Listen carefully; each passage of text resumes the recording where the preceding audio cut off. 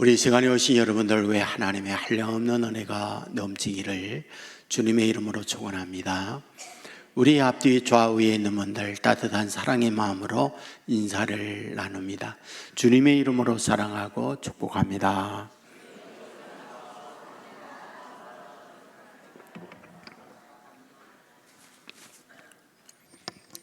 감사합니다.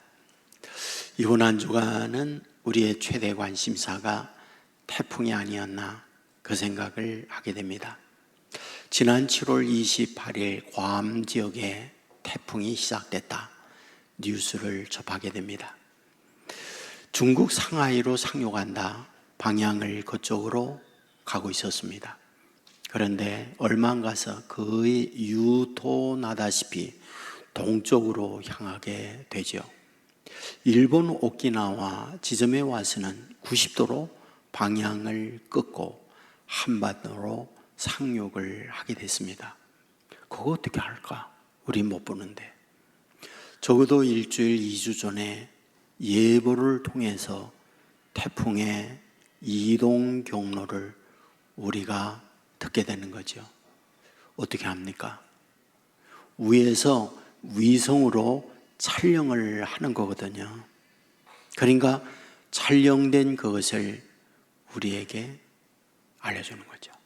근데 문제가 있죠. 왜 방향을 이랬다 저랬다 합니까? 그것은 우선은 중국 상하이 쪽에 있는 기압이 태풍이 못 오도록 막는 거예요. 동쪽으로 가다가 태평양 북쪽에 있는 고기압이 이 태풍을 막는 거예요. 그래서 이 한반도와 이 사이에 약한 고리를 따라서 태풍이 상륙했다 그 얘기잖아요. 보통은 30km 이상 40km의 빠른 속도로 태풍이 이동을 하는데 이번에는 느림보 태풍이었다라고 말하죠. 시속 20km 안팎 정도 천천히 움직였다. 이유가 뭘까? 그것은 한반도 상공에 있는 제트기류가 오는 태풍을 저지시켰기 때문에 그러하다 이런 얘기를 하고 있는 거죠.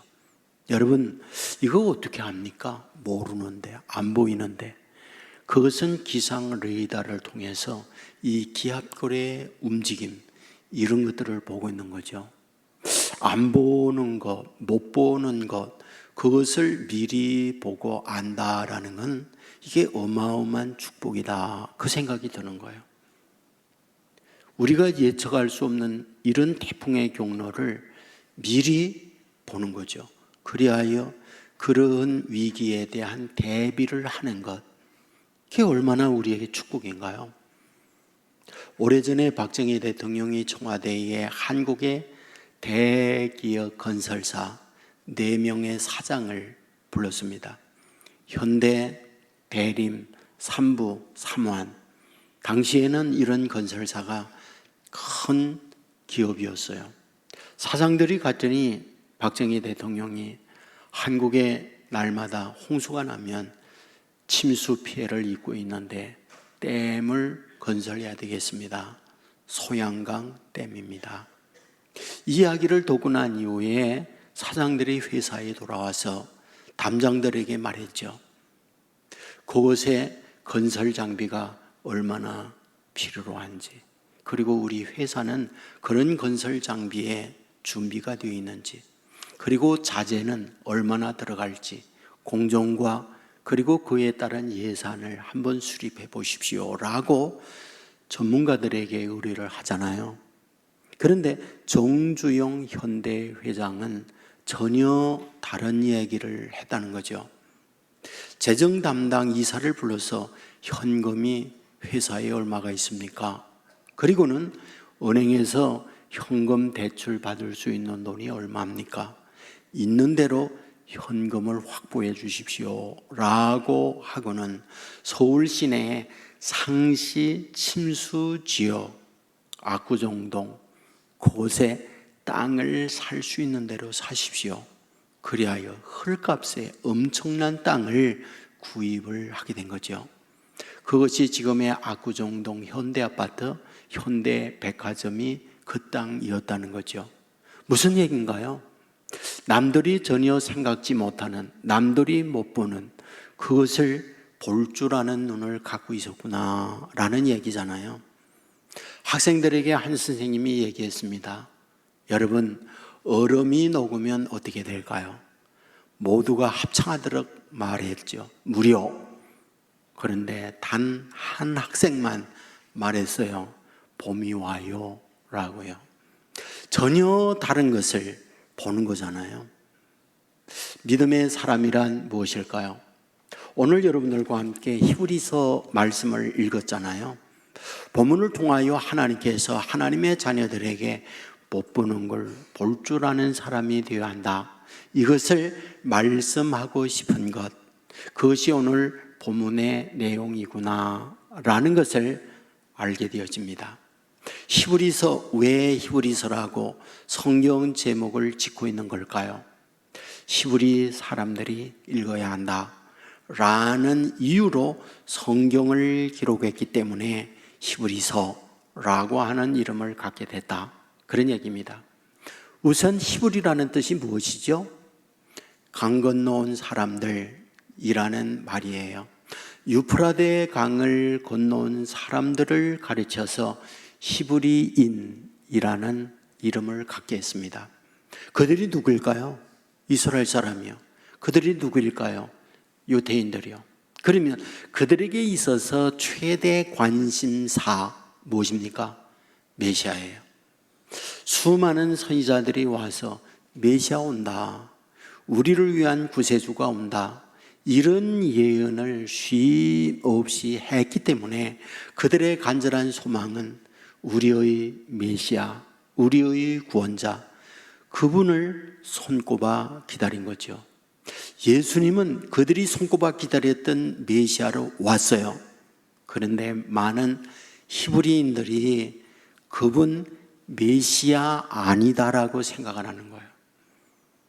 그러니까 메시아가 맞다는 이야기를 논거에 의하여 증명을 하고자 하는 것, 그것이 히브리서의 내용이거든요.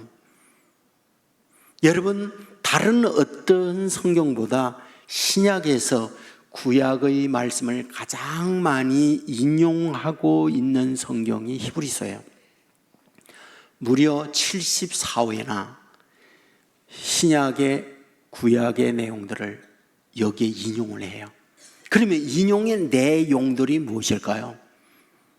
그것은 제사제도에 대하여, 대제사장에 대하여, 성막에 대하여, 이런 등등의 구약의 내용들을 인용을 하여 신약 히브리서에서 말씀을 합니다.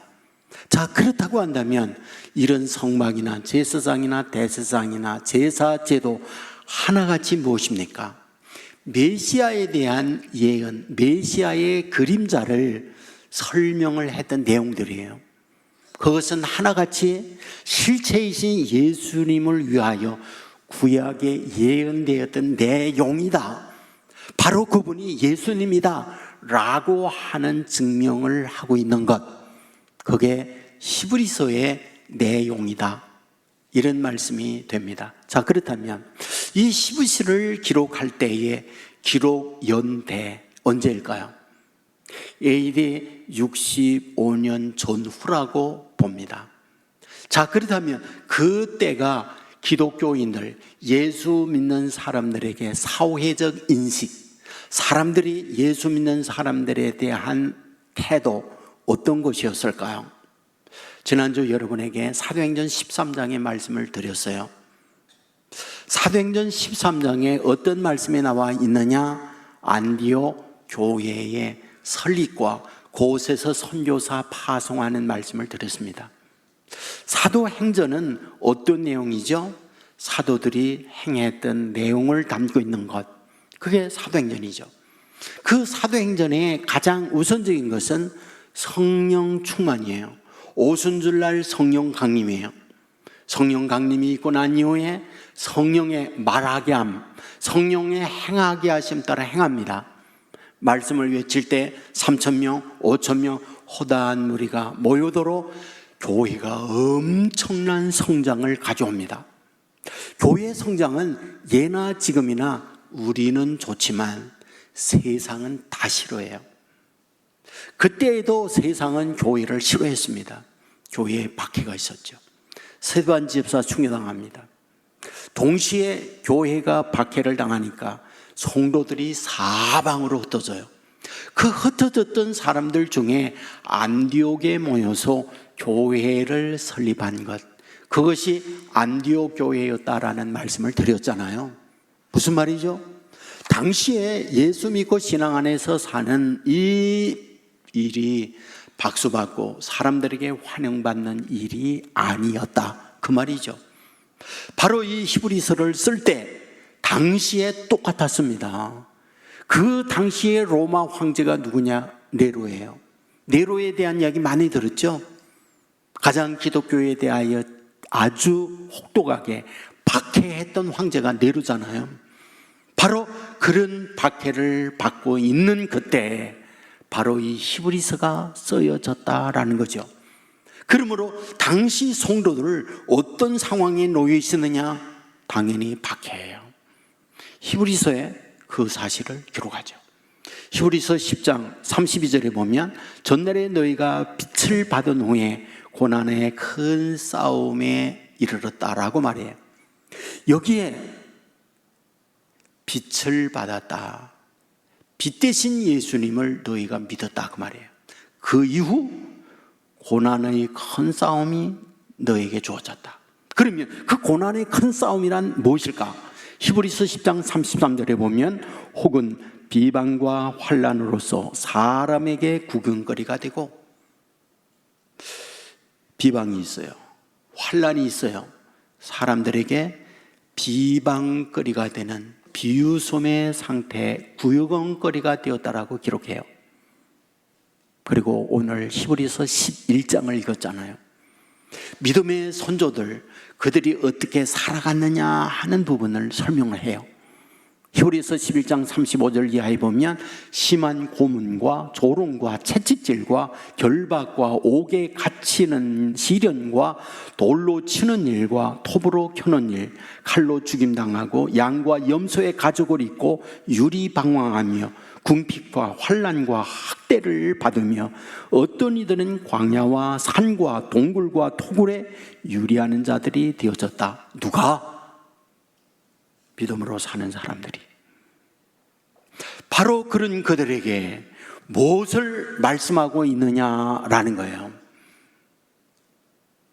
믿음으로 살아야 한다는 부분을 말씀을 하면서, 그렇게 믿음으로 산 그들이 실제 이 땅 위에서 살아가는 삶의 신분, 그들의 실제적 인생살이란 어떠냐라는 걸 얘기해요. 거기에 보면 13절이죠. 땅에서는 외국인과 나그네로 살아간다, 이렇게 얘기합니다. 예수 믿는 너희 땅에서는 외국인과 나그네로 살아간다. 여기 나그네와 외국인에 대하여 헬라어 단어를 가지고 윌리엄 바클레라고 하는 사람이 실감나게 설명을 하고 있어요. 당시 그리스어 사람들, 헬라 사람들이 여기에 외국인으로 산다라고 할 때 그들의 외국인에 대한 인식이 무엇이냐라는 거예요. 한국에 외국인들이 많이 와 삽니다. 서양 유럽에서 온, 미국에서 온 외국인하고요, 동남아시아 또는 여러 가지 가난한 동네 나라에서 온 외국인하고 우리들의 인식이 달라요. 그러니까 동남아 외국인 근로자들이 있다라는 말은 힘들구나, 자기들의 먹고 살고 어려우니까 돈 벌기 위해서 왔구나, 이 생각을 우리는 먼저 해요. 그러니까 여기서 외국인이라고 하는 말은 당시에 사람들이 그 인식이 많았다는 거예요. 대우받고 높임받고 인정받는 외국인의 인생이 아니라 저분들 불쌍하구나, 가난한 이들이구나, 우리와 비교해서 보면 열등한 자들이구나 라는 것이 이 외국인이라고 하는 단어 속에 함유되어 있다. 야만의 인식이 더 강했다라고 설명을 해요. 두 번째, 나그네예요. 이 나그네는 어떠한 단어의 의미로 쓰고 있느냐? 임시 거주자, 거쳐가는 사람, 이런 의미를 갖고 있다, 이런 얘기예요. 저 지난주에 대만 갔다 왔잖아요. 타이중이라는 곳을 갔어요. 그곳은 제가 수술을 받고 2개월 반 동안 머물렀던 곳이 바로 이 타이중이에요. 선교사님에게 얘기했어요. 제가 이곳에 요양을 하면서 매일 저는 산에 갔는데 그 산에 5년 전 생각하고 가고 싶어요. 안내해 주세요. 그 산을 선교사님하고 올라가요. 그 올라가면 그 좌우에 입구에 자판하고 장사하는 사람이 많아요. 그 산 중턱에 올라가게 되어지면 자그마한 트럭에다가 할아버지가 이 항아리 적재함에다 놓고 군고구마 장사하는 분이 계세요. 그 할아버지 그대로 있더라고요. 그 고구마가 항아리의 군고구마이기 때문에 당도가 굉장히 좋았어요. 그래서 고구마를 또 샀어요. 그래가지고 이제 하산을 했습니다. 근데 그 고구마 맛이 있다고 제가 대만 안 살고 왔어요. 왜? 저는 여행객이었거든요. 나그네였거든요. 그러니까 오는 거죠. 오늘 여기에서 나그네라는 말은 그런 존재라는 거예요. 이 부분에 대하여 바클레라고 하는 사람은 아리스테아라고 하는 편지를 이용해서 이 나그네를 이렇게 설명을 해요.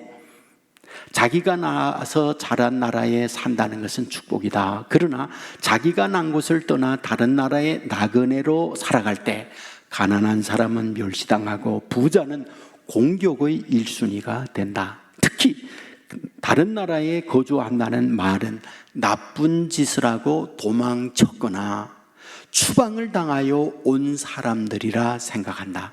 그러니까 당시 나그네에 대한 인식 속에는 본토인들이 좋은 사람들, 이런 생각이 전혀 없다는 거예요. 누가 그렇다고요? 예수 믿는 사람이 그렇다. 그런 대우를 당시에 받고 있다라는 얘기를 쓰고 있는 거예요. 11장 9절에 보면 고류하여라는 단어가 있어요. 우고하다, 이런 말이죠. 그러면 고류하다, 우고하다, 이 말은 누구에게 쓰는 말일까? 이에 대하여 이스라엘 백성이 400년 동안 애굽에 살잖아요. 그 400년 동안 살고 있는 그거를 고류한다고 한다. 유대인들이 바빌론에 가서 70년 동안 포로 생활하잖아요. 그들이 머물렀던 그 시간을 고류한다고 한다라고 설명을 해놓고 있어요. 여러분, 무슨 말이죠? 그곳에서 정당한 대우를 받고 자기 본국 사람처럼 살아가는 게 아니에요. 아십니까? 신분의 보장이 없으면요, 북한 탈북자 중국에서 불안하게 살아가요. 고류한다는 말은 그런 말이에요. 부동산 매입 할 수 없어요. 그곳에서 어떤 분쟁이 일어나요. 죄 없어도 고류자가 죄의 책임을 지는 거예요. 바로 예수 믿는 사람들은 당시에 그런 대우를 받고 산 사람들이었다. 이것이 나그네였고 외국인이었고 고류자의 모습이었다라고 우리에게 설명을 해주고 있는 거예요. 아브라함 보십시오. 외국인으로 삽니다. 고류자로 살아요. 나그네로 살아요. 그가 가나안에 왔을 때에 본토인들이 있었어요. 인정받지 못해요. 기근이 있어요. 애굽으로 내려가요. 애굽에 갔더니 누가? 바로가 기다리고 있어요. 예쁜 자기 아내 빼앗아가요. 물론 하나님의 보호를 받지요. 여러분, 이런 1년에 성경에 기록되어 있는 믿음의 사람들의 행적을 보면 나그네 외국인 고류자로 산다는 것이 얼마나 힘든가 하는 것을 보여주고 있는 말씀이잖아요. 오늘 이와 같이 살아가는 우리들에게 하나님께서 주고 싶은 말씀이 있다는 거예요. 이와 같이 나그네요 외국인이요 거류자로 살아갈 때 믿음의 사람들이 어떻게 살아가야 하느냐라는 거잖아요. 그게 16절이에요. 그들이 이제는 더 나은 본향을 사모하니 곧 하늘에 있는 것이라 라고 말씀을 해요. 더 나은 본향을 사모하며 살아가야 한다. 믿음의 사람은 더 나은 본향을 바라봐야 한다. 이것을 말씀을 해요. 여러분, 이것은 두 가지 이동을 얘기해요. 첫째, 시간적 이동입니다. 시간적 이동이란 무엇일까요? 지금 이 말씀을 하고 있는 현재에서 더 나은 본향은 미래적인 거예요. 그러니까 현재를 보면서 미래적인 것에 이동을 할 줄 알아야 한다. 믿음의 사람은 그걸 가지고 있어야 된다. 두 번째예요. 공간적 이동이에요. 더 나은 본향, 천국을 얘기하죠. 바로 현재 땅에 살면서 천국으로의 이동을 얘기하고 있는 거예요. 성경은 이것을 무엇이라고 말하죠? 그게 바로 믿음이다. 현재를 살면서 미래로 이동하는 것, 땅에 살면서 하늘로 이동하는 것, 그거를 믿음이라고 말한다. 이걸 우리에게 가르쳐 주잖아요. 히브리서 11장은 믿음장이에요. 1절 말씀 잘합니다. 믿음은 바라는 것들의 실상이요 보이지 않는 것들의 증거다. 믿음은 보이지 않는 것의 증거예요. 안 보여요. 근데 이 보이지 않는 이 부분을 쉬운 성경에 이렇게 번역했습니다. 보이지 않지만 그것이 현재 사실임을 아는 거가 믿음입니다 라고 번역을 했어요. 안 보여요. 미래적일 수 있어요. 그리고 공간적으로 땅 위에서 하늘나라로 이동을 할 수 있는 그런 문제예요. 근데 그것이 지금 현재를 살면서 당장 그것이 나의 사실이라고 받아들이는 것, 보이지 않지만 보이는 거로 확신하는 것, 그거를 믿음이라고 한다, 그 얘기예요. 그리고 난 이후에 그 믿음을 설명을 하면서 믿음으로 살아갔던 선조들을 증명을 하고 있는 거죠. 먼저 에녹이에요. 에녹은 믿음으로 살았다. 그런데 그의 믿음은 어떤 믿음이야? 65세에 아들을 낳고 하나님과 동행하며 300년을 사는 믿음이었다라고 얘기해요. 자, 그렇다면 여기에서 에녹이 65세에 아들을 낳는 것과 하나님의 동행하는 연관은 무엇일까? 이 말이죠. 다시 말하면 에녹의 65세는 BC와 AD로 바꾸는 사건이었다, 그 말이에요. 그러니까 65세는 지난날에 육으로 살았다면 65세 이후는 영으로 사는 인생이 되었다라는 것을 말씀하는 것, 그것이 바로 65세예요. 그러면 이 65세의 기준점으로 해서 에녹의 삶이 탈바꿈된 원인, 이유 뭘까? 그거죠. 그것을 찾아내는 데는 무두셀라라고 하는 이름에서 찾을 수 있다, 그런 얘기입니다. 이 무두셀라라고 하는 이름은 창을 든 자라는 말이거든요. 이 창을 든 자라고 하는 무두셀라라고 하는 아들의 이름을 지어줄 때 왜 그 많은 이름들 중에서 창을 든 자라는 이름으로 짓고 있을까라는 거예요. 이에 대하여 제임스 보이스라고 하는 학자가 설명을 했거든요. 이렇게 설명해 놓았어요. 에녹은 노아 홍수 심판으로 세상이 멸망된다는 말씀을 들었다. 그런데 그때가 언제이냐? 무두셀라가 죽은 즉시 홍수 심판이 온다는 말씀을 에녹이 들었다라고 무두셀라라고 하는 이름을 설명을 하면서 이렇게 해석을 해놓았어요. 무슨 말입니까? 창을 든 자라는 말은 마을 입구에서 마을을 지키는 자라는 말이에요. 외부에서 마을을 침략해 옵니다. 창을 든 자가 외부의 침략자들을 물리칩니다. 그런데 싸우다 침략자가 너무 많아 그만 창을 던지면서 장렬하게 죽어가는 이름, 그게 무두셀라라고 하는 이름의 뜻이다, 그 말이에요. 그러니까 이것은 하나님께서 노아 홍수 심판이 있다는 걸 에녹에게 말하고 무두셀라라는 이름을 짓고 무두셀라가 죽는 그때 노아의 홍수가 심한다 하는 것을 에녹이 하나님으로부터 받았다는 거예요. 여러분, 놀라운 게 있어요. 성경에 보면 무드셀라가 최장수자잖아요. 969살, 거의 1000년을 산 사람이잖아요. 그런데 그가 언제 죽느냐? 969세에 죽죠. 그런데 언제 죽느냐? 노아가요 600세 될 때 죽어요. 노아의 600세라는 게 뭐예요? 홍수 심판이잖아요. 그 홍수 심판 바로 전에 무드셀라가 죽습니다. 죽자 곧바로 홍수가 오는 거예요. 그게 무드셀라를 통하여 우리들에게 말씀해 주고 있는 거잖아요. 에녹은 보이지 아니하는 하나님으로부터 앞으로 있을 전혀 상상도 못할 그 홍수의 말씀을 듣는 거예요. 그리고 그 말씀을 아멘으로 받고 그때부터 300년을 하나님과 동행하는 삶을 살았다. 이게 바로 뭐다? 믿음이라는 거예요. 그게 바로 믿음이다. 하나님의 주시는 말씀을 현재는 아니죠. 현재에 일어나는 걸로 알고 살아가는 게 믿음이다. 두 번째, 노아를 말하고 있잖아요. 노아가 480세 때 하나님이 찾아와요. 말하죠. 홍수를 심판한다. 방주 지어라. 120년 동안 방주 짓습니다.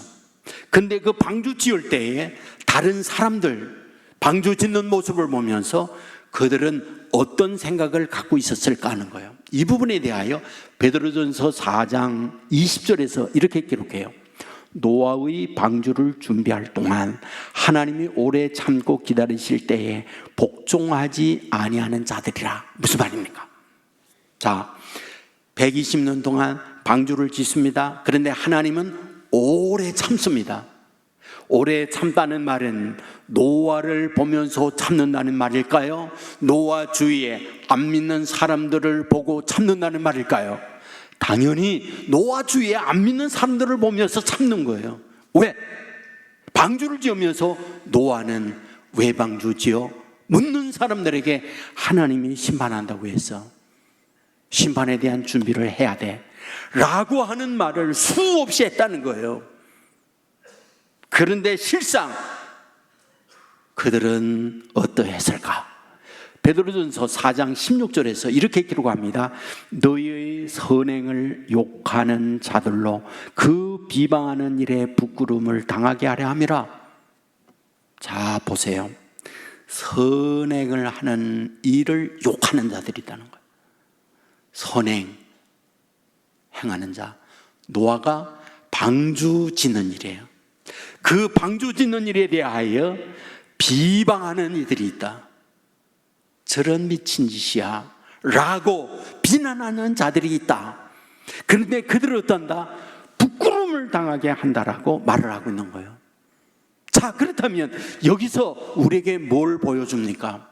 믿음이라고 하는 것은 비난이 있어요. 비방이 있어요. 야유가 있어요. 그런데 하나님께서 주시는 말씀에 대하여 주변에 비난, 야유 이런 것에 개의치 아니하고 그 말씀을 붙들고 묵묵히 갈 줄 아는 자, 그가 뭐다? 그게 믿음의 사람이다. 그것을 오늘 본문을 통하여 우리에게 말씀해 주고 있다는 거예요. 여러분에게 부탁해요. 믿음 생활할 때 박수치고 우리를 향하여 양탄자 깔아주는 사람 많지 않아요. 비방합니다. 예나 지금이나 신앙으로 살 때에 박수하는 경우 많잖아요. 오늘날 동일합니다. 하지만 우리가 주께서 주시는 말씀을 흔들림이 없이 묵묵하게 그 말씀이 확실하다고 붙들고 갈 때 그걸 믿음이라고 하고, 이런 믿음을 저와 여러분에게 주님이 원한다. 이 믿음을 소유하는 저와 여러분 되기를 주의 이름으로 축원합니다. 이 믿음을 가지면 어떻게 될까? 두 가지를 우리에게 약속을 해요. 첫째입니다. 16절에 보면 그들을 위하여 한 성을 예비해 놓는다. 한 성이 어디서? 천국이죠. 너의 시민권은 하늘에 있다 라고 말을 해요. 천국을 가는데 천국에 패스포드가 있어요. 비자예요. 그 비자는 예수 그리스도를 믿는다는 스탬프가 찍히면 돼요. 그 예수 그리스도를 믿는다는 스탬프가 우리 비자로 찍히게 되어지면 천국은 뭐다? 입구에서 베드로 사도가 보고 스탬프를 보고 비자 받았구나, 통과시킨다라는 게 성경이에요. 우리의 시민권은 하늘에 있어요. 주님께서 말씀합니다. 너희를 위하여 거처 예비한다라고 말씀을 해요. 십자가에 못 박혀 돌아가는 두 강도 가운데 한편 강도가 말하죠. 당신의 나라에 임할 때 나를 기억하옵소서. 그래 내가 나와 함께 낙원에 있으리라. 바로 천국에 대한 보장을 하고 있는 걸 보게 되잖아요. 여러분, 천국은 미지수가 아닙니다. 불확실이 아니에요. 우리가 축구 경기를 보고 녹화 경기를 보면 우리 게임에 대한 결과 압니다. 대한민국 이겼네 알고 녹화를 봅니다.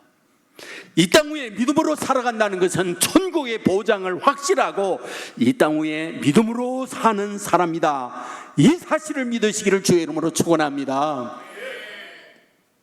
이화여대 초대 총장이었던 김환란 박사님께서 마지막 유언을 합니다. 여러분, 내가 죽으면 장송곡을 부르지 마세요. 천국 환송곡을 불러주세요. 천국 행진곡을 불러주세요 라고 하는 유언을 했다잖아요. 왜? 천국에 대한 보장을 믿음으로 알고 있으니까.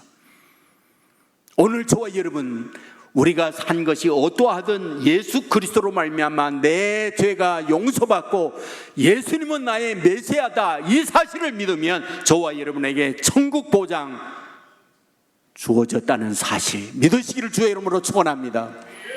우리가 이 믿음을 가지고 사는 거예요. 두 번째죠.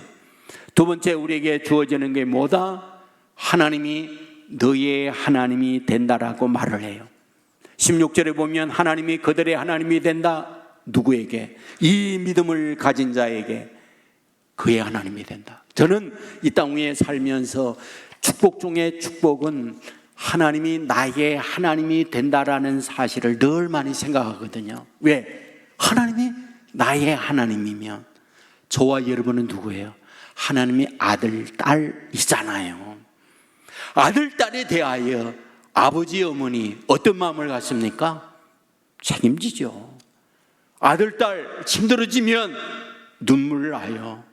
힘들어요, 부모가요. 하나님이 하나님의 자녀된 저와 여러분에게 그런 심정으로 보호해 준다고 하는 것이 나의 하나님이 된 하나님이 저와 여러분을 향한 약속의 말씀이다, 그 말이잖아요. 여러분, 다윗은 여호와는 나의 목자시니 내게 부족함이 없으리로다. 그가 나를 푸른 초장에 누이시며 쉴 만한 물가로 인도하시는도다. 무슨 말입니까? 돈이 나의 하나님이 아니에요. 세상의 권세가 나의 하나님이 아니에요. 세상의 지식이나 철학이나 세상의 그 어떤 과학의 힘이 나를 끌어가는 하나님이 아니에요. 보이지 않지만 하나님이 나의 하나님입니다 라고 하는 이 고백을 하게 되어질 때에 하나님은 다윗과 함께 하잖아요. 골리앗 앞에 섰을 때 모두가 두려워하고 떨지만 하나님은 나의 하나님이다, 이 고백을 갖고 있는 다윗을 위하여 하나님이 일하잖아요. 골리앗을 향하여 두려워 떨고 있는 모든 사람이 있지만 그는 말해요. 너는 칼과 단창을 가지고 내게 오지만은 나는 내가 모두 가는 나의 하나님의 이름으로 내게 간다. 하나님은 일하셔서 그를 쓰러뜨려버리고 많은 것을 보게 되잖아요. 오늘도 나의 하나님이라고 믿고 사는 저와 여러분에게 하나님은 살아계셔 동일하게 역사하신다, 믿으시기를 주의 이름으로 축원합니다. 제레미 린이라고 하는 대만계 미국인이 계세요. 대만에서 태어나서 성장했죠. 유학을 갔어요. 하버드 대학. 공부 잘했습니다. 그런데 운동도 잘했어요. 농구 선수가 됐죠. 졸업을 할 때에 내가 내 전공을 가지고 회사에 갈까, 운동을 가지고 계속 운동을 할까, 운동하기로 마음먹었어요. 그런데 슬프게도 어떤 회사에, 어떤 농구팀에서 자기를 오라는 데가 없는 거예요.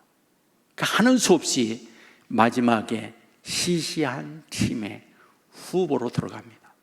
그런데 그 후보에 앉아서 볼보이 벤치에 늘 앉아 있어요. 주전 선수만 전부 다 뛰는 거죠. 그 게임에 나갈 기회가 오잖아요. 근데 한 게임에서 모든 엔트리, 모든 주전이 다 뛰고 선수 교체 하다가 마지막 제리미 린만 남은 거예요. 하는 수 없이 감독이 이 선수를 숫자 채운을 하고 넣은 거예요. 그런데 놀라운 일이 났죠. 역전을 한 거예요. 게임에서 제리미 린 때문에 이긴 거예요. 반대팀이 야유를 퍼붓죠. 중공놈, 눈이 작은 놈, 짱깨야, 뭐 탕수육이나 먹으라 온갖 욕설, 비난을 다 퍼부어요. 하지만 그 모든 것들을 다 그는 견뎌냅니다. 그래서 거기에서 실력을 인정받아서 휴스톤에 있는 한 팀에 그에게 이적료를 받고 가게 돼요. 근데 이와 같이 갑자기 스타가 된 제레미 린에게 기자가 물었어요. 어떻게 그런 실력자가 될 수 있었습니까? 그는 말했어요. 저는 본래 공부를 하는 사람이었습니다.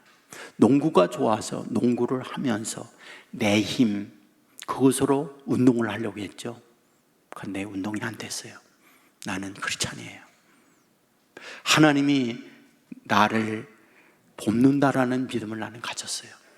그리고 하나님의 이름을 높여야겠다, 이 마음을 가지고 운동에 나가게 된데, 하나님이 나의 드러블, 나의 어떤 슛, 이 모든 것들을 하나님이 해주셨어요 라고 하는 그런 간증을 한 거예요.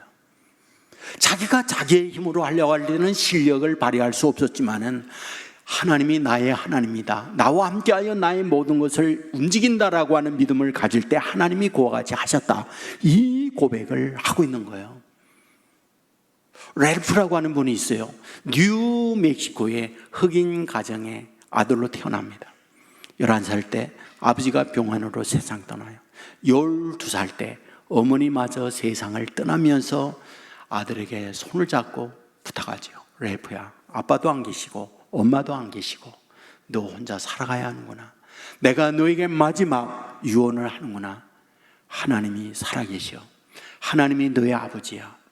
아빠 엄마 대신에 하나님이 너의 아버지가 된다면 아빠 엄마가 너에게 해주는 그 이상으로 너의 삶을 하나님이 맡아줄 거야. 눈을 감았어요.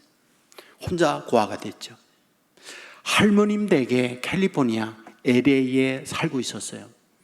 그곳에 갔습니다. 할머니 역시 이럭저럭 힘들게 살아가는 가난이에요. 그는 어릴 때부터 돈 버는 일을 해야 했어요. 그리고 힘들게 돈을 벌면서 대학을 졸업을 해요. 그리고 유엔에 취직을 하게 됩니다. 완전히 바닥에 들어가서 심부름을 하고 일을 하기 시작하면서 나중에 그가요, 반기문 총장이 된 것처럼 유엔 사무총장이 되어졌어요. 노벨 평화상을 받았거든요. 그런데 마지막 그가 고백한 간증이 뭔지 아십니까? 어머님이 준 마지막 유언의 말을 자기 마음에 간직하고, 그렇다, 눈에 보이지 않지만 하나님은 나와 동행하신다. 눈에 보이지 않지만 전능한 하나님께서 내 생각, 내 계획보다 앞서가시면서 복된 길로 인도해 주신다는 믿음을 갖고 살았을 때 하나님은 진정 살아계셔서 나와 함께 하셨고 오늘의 나를 만들었습니다라는 고백이었어요.